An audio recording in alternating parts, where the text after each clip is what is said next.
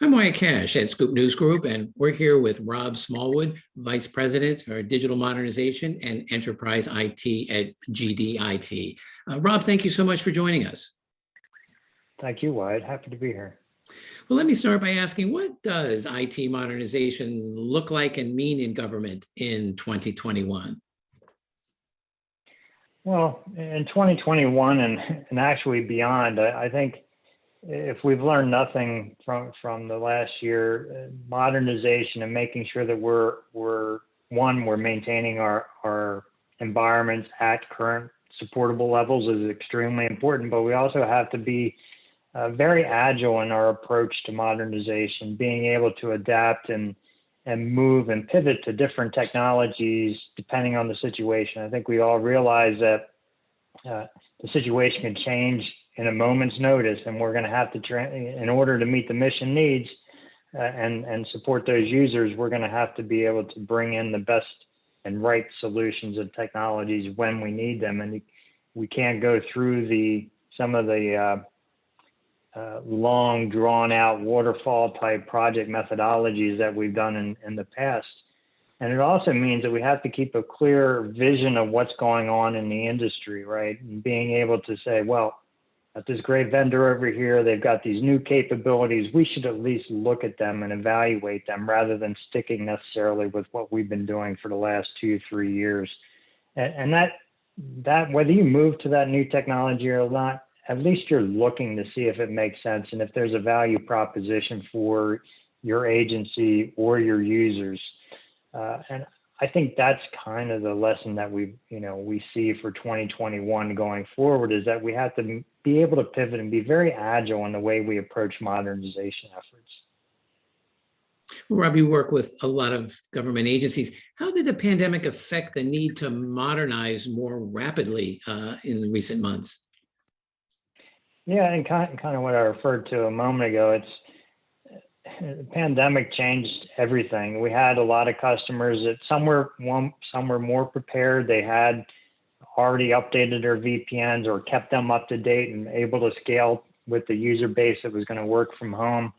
And we had some that had to quickly upgrade their capabilities in order to meet the mission needs. I don't think any of them really saw or thought that their entire workforce and most of their workforce was actually going to be working from home. In fact, I think a lot of our customers felt more comfortable with staff actually in the office. They did, there's always kind of this, are they going to be productive if they're not in the office working and collaborating together and having that extra level of oversight. And I think the one thing we learned from the pandemic is that,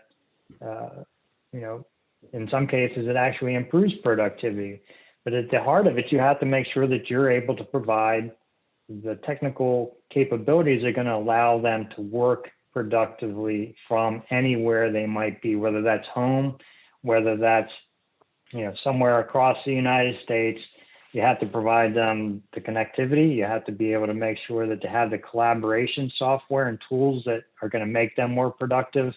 And you have to provide them flexibility in how they're doing it. In today's world, our workforce requires some level of flexibility. The one benefit I think came out of this was that we're able to, I know from a GDIT perspective, we're able to look across the country now and not be constrained to think, I need to get somebody here in the Washington, D.C. area to have this skill set. But it opens up the aperture. We can go out to Colorado or California or anywhere around the United States and bring in the top skills that we need for whatever the job is that we're trying to accomplish. And while that may not be modernization, it actually has helped us provide and provide a higher level of skill sets for our customer missions. That's a great point. Looking a little bit into the near future, what major priorities stand out for modernization in government today? Well, so I think one is they realize they have to have a measured way to go about modernization. Maybe it's not even modernization. When I think modernization, sometimes I think I'm going to take what I'm doing today and I'm going to do it a new way. But in a lot of ways, they're looking more transformationally. How can they always keep a pulse on what's going on in the market, in the industry, at other agencies, other successes at other agencies, and how can they leverage that to actually transform the way that they're providing services and capabilities to their end users, right?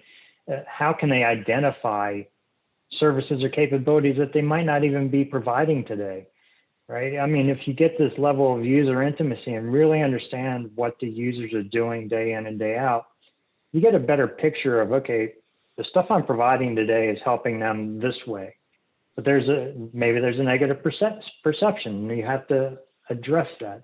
Or maybe they're doing this manual process over here, and you're like, we could stick this in a ServiceNow automated workflow, and your life is going to get so much better, right? So I think from a government perspective, that I see this tendency to really start trying to understand what the users are doing day in and day out, because they're the ones out there accomplishing the mission. And from an IT perspective, we're the ones supporting it and enabling it, right? So in order to do that, you really have to understand what they need and how they perceive what you're providing them today.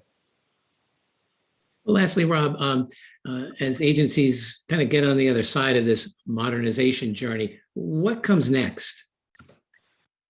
Well, I don't think I don't think modernization journey is something with a start and an end, right? I view it as a progression. It's a mindset shift. It's thinking I always have to stay abreast of what's coming out there. I understand that technology today is going to be completely different than what's available tomorrow, and then completely different from what's going to be available 10 years from now. So I have to have that understanding, and I can't constrain myself to think in our technical silos that we historically have worked with, and we have to be looking out more broadly at the capabilities that we're providing, and then work backwards to figure out what the right solution is. And you can't do everything at once. We have finite budgets, finite resources, so you have to do a bit of planning to understand when you need to be looking or evaluating some of these alternative solutions that might be emerging in the industry, and figuring out what the right time to evaluate those solutions are. One, so you don't go into this upgrade operation when you should be bringing an entirely new tool, but also identifying the optimal time to start doing that evaluation and figure out what's next. And kind of to what I was saying earlier, I view it more of a transformation rather than just simply a modernization, because you have the improvements, but then you also have to add in the innovations and other aspects that really ramp the mission, ramp up what you're doing in support of the mission, and improve the services that you're providing to those end users. Absolutely. Well, Rob Smallwood, thank you so much for joining us today and sharing some of your insights on IT modernization in government. Thank you, Wyatt. It's been a pleasure.